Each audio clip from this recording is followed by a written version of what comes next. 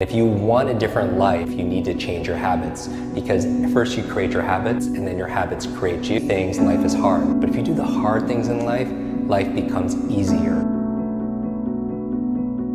They say that the average person has about 60 to 70,000 thoughts a day. The challenge is 95% of them are the same thoughts they had yesterday and the day before that.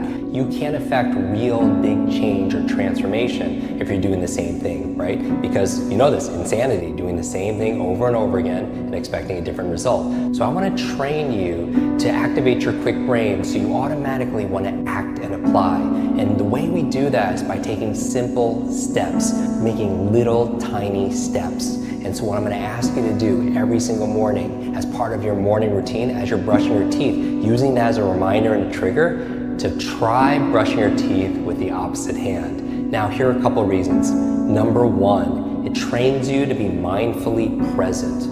Now, what's the benefit of that? Most people are so distracted, but how do you maintain your focus and concentration in a world full of app notifications and social media alerts and all these different things that are vying for your attention? You train the muscle of focus and presence.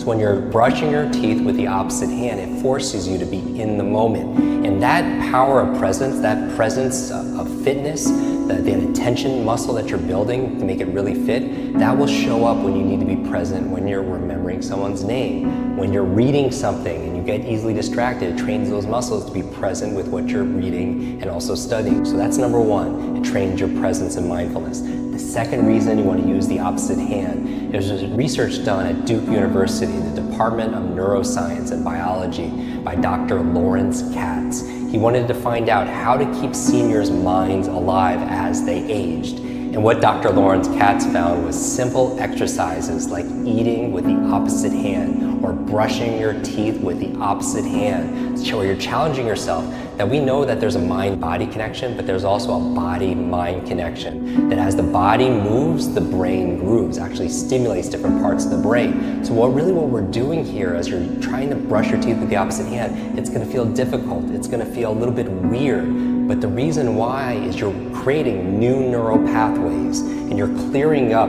the metaphorical traffic jam that's in people's minds when it comes to their memory. They're slow to remember things because that freeway is not clear. And so you're moving things around, you're challenging yourself in new ways, you're making new connections, because as your body moves, your brain grooves. What I challenge you to do for those reasons: number one, trains your muscle of fitness. And number two, it trains a different part of your mind. And the third reason is you want to train yourself to do difficult things.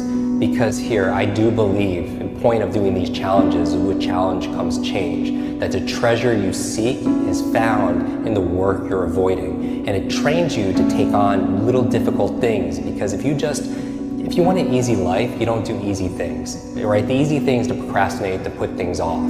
But the hard thing is to do the hard things, is to do the work that you need to do. Because if you just do the easy things, life is hard. But if you do the hard things in life, life becomes easier. So you're training yourself in the first thing in the morning to do something difficult because you're training your muscles. So maybe it shows up in the areas where you need to make a call, a sales call, or you need to give a presentation, or maybe you need to fire somebody, have a difficult conversation with them. And so because you built that muscle of grit, so that's the third reason. If you want a different life, you need to change your habits, because first you create your habits and then your habits create you. And so if you get really good doing new things and creating new habits, what other things can you do?